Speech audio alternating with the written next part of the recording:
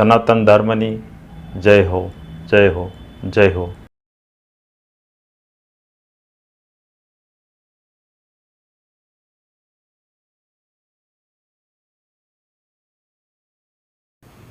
હરિઓમ. જય ગુરુ મહારાજ, જય ગુરુ મહારાજ. આત્મપ્રિય ભાઈઓ, બહેનો તથા વડીલ બંધુઓ,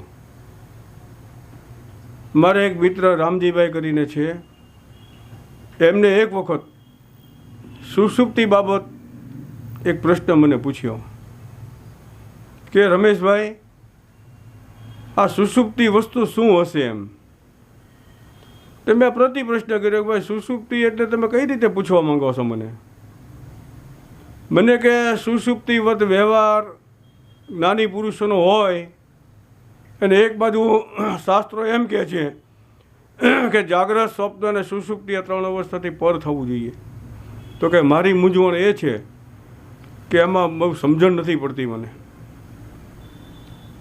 એટલે રામજીભાઈને કીધું કે જરાક ધ્યાનથી તમે આનું શ્રવણ કરજો કે પ્રાકૃત જે સુષુપ્તિ છે,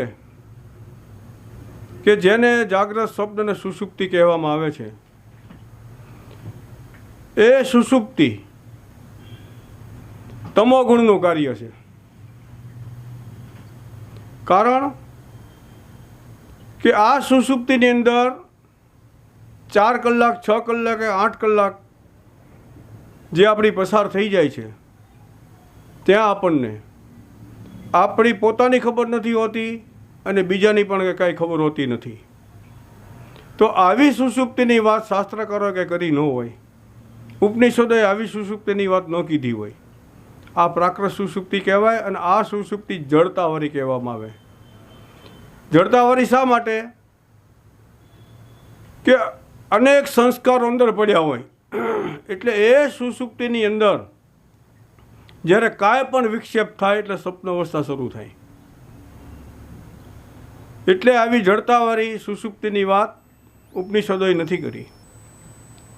પરંતુ હવે વાસ્તવિક સુષુપ્તિ તરફ આપણે જઈ રહ્યા છીએ કે જડતા વિનાની સુષુપ્તિ. બરાબર ધ્યાનથી શ્રવણ કરજો. જડતા વગરની સુષુપ્તિના જેવી જ્ઞાન દશા મોક્ષ રૂપ છે. જડતા વિનાની સુષુપ્તિના જેવી જ્ઞાન દશા મોક્ષ રૂપ છે. મતલબ કે એ સુષુપ્તિની અંદર જડતા હોતી નથી. કહેવાનો મતલબ કે એ સુષુપ્તિની અંદર સંપૂર્ણ પોતાના સ્વરૂપ એને ભાન હોય છે. કઈ રીતે એનું ભાન હોય છે? કે જેમ કે જડતાવાળી સુષુપ્તિની અંદર જાગ્યા પછીનો એનો અનુભવ હોય છે કે હું સુખે સૂતો હતો, મને કાંઈ ખબર પડી નહીં. તો એ સમયે પોતાની હાજરી હોવા છતાં એ સમયને કાંઈ ખ્યાલ હોતો નથી. તો આ જડતાવાળી જે સુષુપ્તિની વાત અહીંયા નથી, પણ કે જડતા વિનાની જે સુષુપ્તિ છે ત્યાં સ્વયં પોતે હાજર હોય છે અને છતાં એ સ્વયં હાજર હોવાથી એ સુષુપ્તિનો એને સંપૂર્ણ રીતે ખ્યાલ હોય છે. તો કઈ રીતે થોડું સ્પષ્ટીકરણથી આપણે જોઈએ કે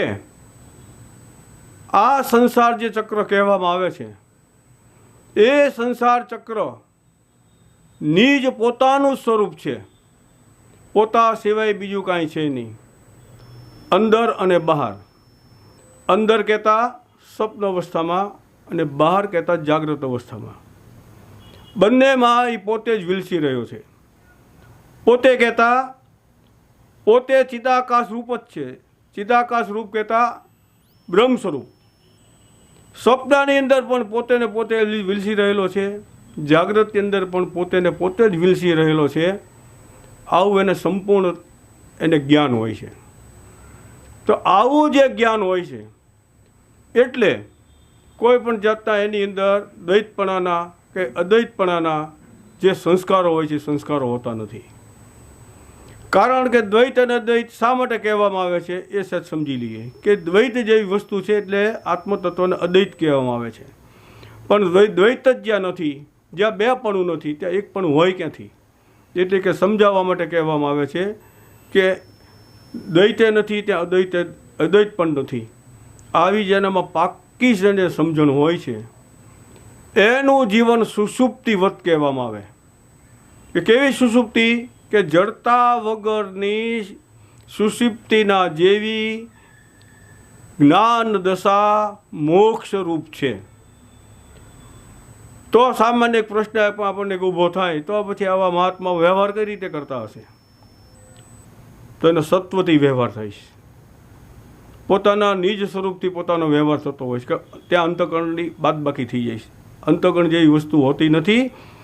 પણ જ્યારે સમજાવવું હોય ત્યારે સત્વનો ઉપયોગ કરવામાં આવે છે. સત્વથી વ્યવહાર કરતા હોય છે. કહેતા પોતાના નિજ સ્વરૂપથી પોતે વ્યવહાર કરતા હોય છે. હવે ધ્યાન રાખજો, આત્મા અવ્યવહાર્ય છે. આત્મા અનિંદ્ર છે. આત્માને નિંદ્રા નથી. આત્મામાં કોઈ પણ પ્રકારનો વ્યવહાર હોતો નથી. પણ સંપૂર્ણપણે જેને આવી જ્ઞાનની પ્રાપ્તિ થઈ ગઈ હોય, જ્યારે અંદર બધું સ્થિર થઈ ગયું હોય, પાક્કી સમજણ થઈ ગઈ હોય, એમનું જીવન સુષુપ્તિવત હોય છે. કહેતા નિજ સ્વરૂપવત હોય છે. એટલે એના વ્યવહારમાં કોઈ રાગ નથી હોતો, દ્વેષ નથી હોતો, કોઈ પણ પ્રકારના કામ, ક્રોધ, લોભ, મોહ કોઈ પણ વસ્તુ હોતી નથી. કારણ કે પોતાના નિજ સ્વરૂપનું જ એને જ્ઞાન હોવાથી સંપૂર્ણ રીતે પોતાના સ્વરૂપ સિવાય પોતે કંઈ જોતો નથી. જે કાંઈ વિલસી રહ્યું છે એ પોતે જ વિલસી રહેલો છે. આ રીતે સંપૂર્ણ એનું જ્ઞાન હોય છે.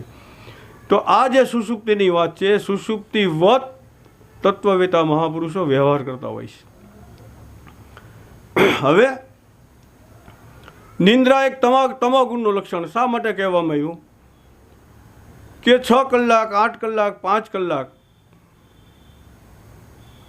એ જે આપણા પસાર થાય છે, કોઈ પણ એ વખતે પોતાની નથી ખબર, એ સમયે કે નથી પરની ખબર.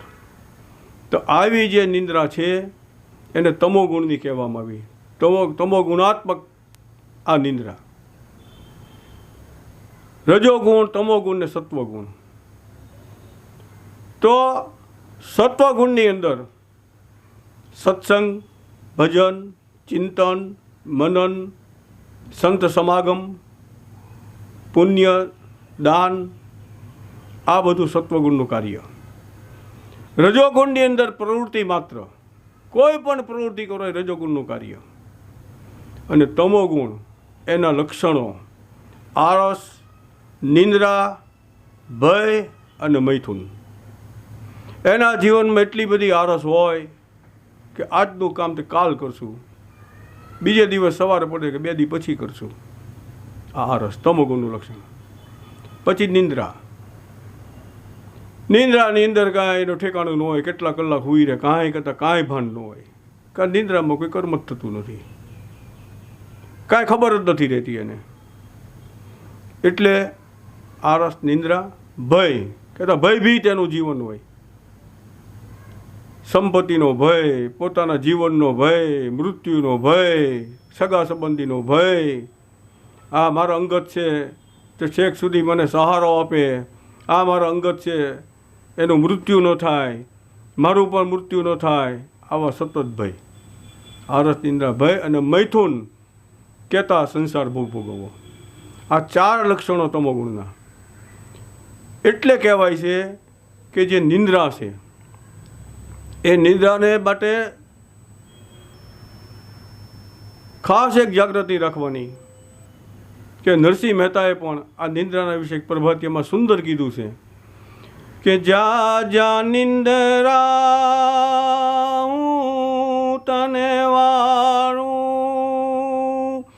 તું છે નાર ધૂતારી રે, તું છે નાર ધૂતારી રે. આ નિંદ્રાને ધૂતારી નાર નરસિંહ મહેતાએ કીધી. કેમ તો કેટલો સમય પસાર થઈ જાય છે એની કાંઈ પણ આપણને ખબર હોતી નથી. સંપૂર્ણ રીતે તમોગુણ. હવે આ જે નિંદ્રા છે, જ્યારે ઘાટાપણાને પ્રાપ્ત થાય ત્યારે આપણને સુષુપ્તિની શરૂઆત થાય. પણ ધ્યાન રહે કે આ નિંદ્રા જડતાવાળી છે, જડતા વગરની નિંદ્રા નથી. કેમ કે તત્વોનો બોધ જીવનમાં ઉતર્યો ન હોય, જ્ઞાન ન થયું હોય, એટલે જડતાવાળી નિંદ્રા કહેવામાં આવે છે.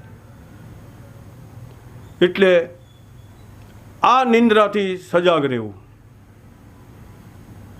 અને શાસ્ત્ર અધ્યયન, તત્વચિંતન, આત્માનુસંધાન, શાસ્ત્ર અધ્યયન કર્યું હોય એના વિચાર બને ત્યાં સુધી મોડી રાત સુધી કરવા.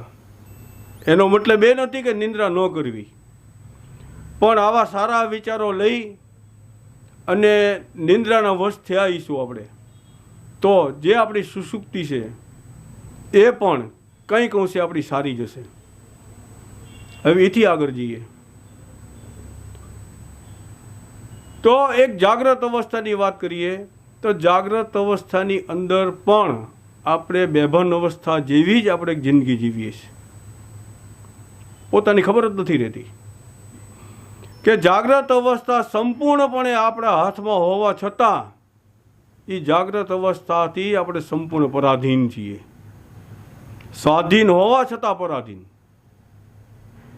તો કઈ રીતે? તો ટૂંકમાં વાત કરીએ કે આપણને સંપૂર્ણ રીતે ખબર હોય કે કોઈનો દ્વેષ ન કરવો, પાપ કર્મ ન કરવા, કોઈને દુઃખ થાય એવું બોલવું નહીં, કોઈને છેતરવા નહીં. બરાબર? આવું ધર્મ દ્વારા આપણે શીખ્યા હોઈએ, ગુરુ મહારાજ પાસે આવું જ્ઞાન આપણે લીધું હોય, છતાં પણ જોઈએ આપણે તો જાગ્રત અવસ્થામાં સતત આપણે ખોવાઈ જઈએ છીએ. આપણને ખબર જ નથી હોતી. કામ, ક્રોધ, લોભ, મોહ, માયા, મત્સર, આશા, તૃષ્ણા. ઓહો, તૃષ્ણા. શરીર વૃદ્ધ થાય છે, શરીર મૃત્યુને શરણ થાય છે, પણ જે તૃષ્ણા છે એ હર હંમેશા જુવાન ને જુવાન જ રહે છે. તૃષ્ણા કોઈ દિવસ વૃદ્ધ થતી નથી. બીજું શરીર આપણે ધારણ કરીએ ત્યાં પણ એની તૃષ્ણા ભેરી જ આવે છે મારા ભાઈ. અને શાસ્ત્રકારો, ઉપનિષદો, આપણા ગુરુ મહારાજ પણ આ જ વસ્તુ આપણને બતાવતા હોય છે કે આશા તૃષ્ણાથી દૂર રહેજો. છતાં જાગ્રત અવસ્થામાં આપણે ખોવાઈ જઈએ છીએ. કેમ કે આપણા નિજ સ્વરૂપ ઉપર આપણો પ્રેમ નથી, નિજ સ્વરૂપ ઉપર આપણને વિશ્વાસ નથી, અને શરીર ઉપર એટલો બધો આપણને અધ્યાસ થઈ ગયેલો છે કે આ શરીર છે એ જ હું છું.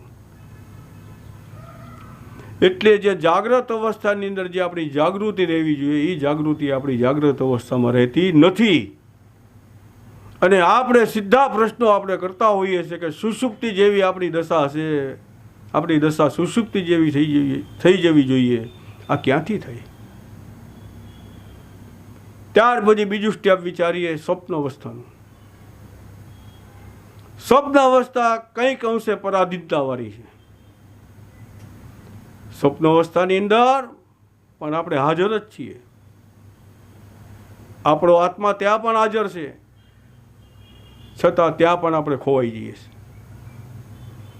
સ્વપ્ન સૃષ્ટિની અંદર એટલા બધા ઓતપ્રોત થઈ જઈએ છીએ કે એ વખતે આપણને પણ ખ્યાલ હોતો નથી.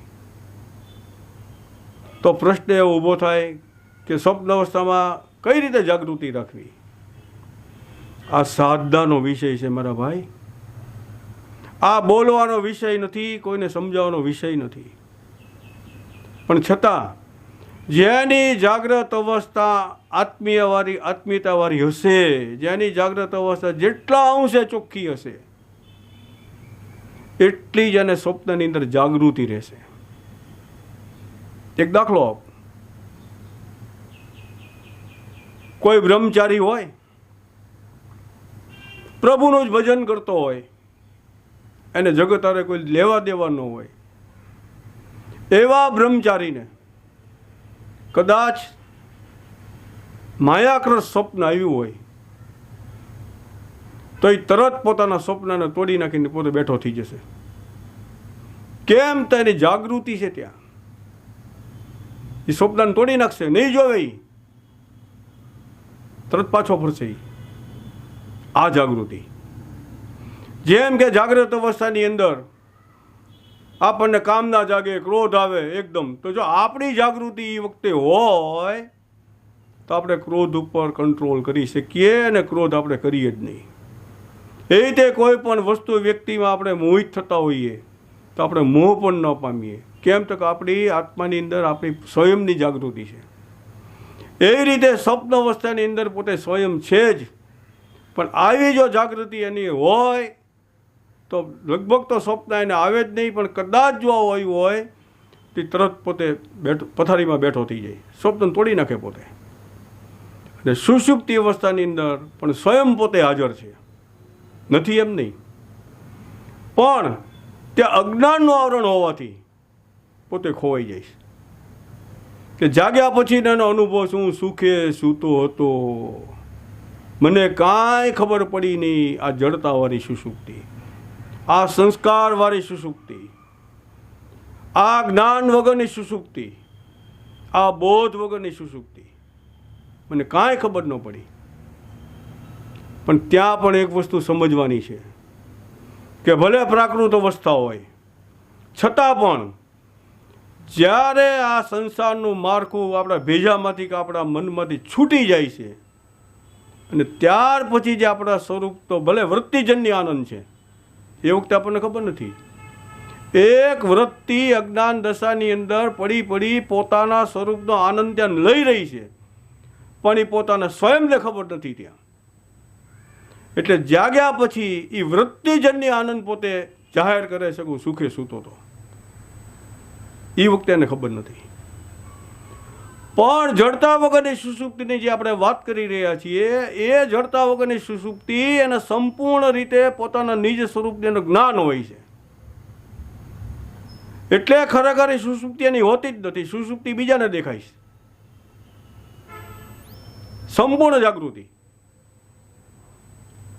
હવે સમજવાની એટલી જ વાત છે કે જેટલા અંશે આપણું જીવન પવિત્ર બનશે, જેટલા અંશે તત્વનો બોધ આપણા હૃદયની અંદર સ્થિર થશે, એટલા અંશે આપણી જાગૃતિ વધતી જશે.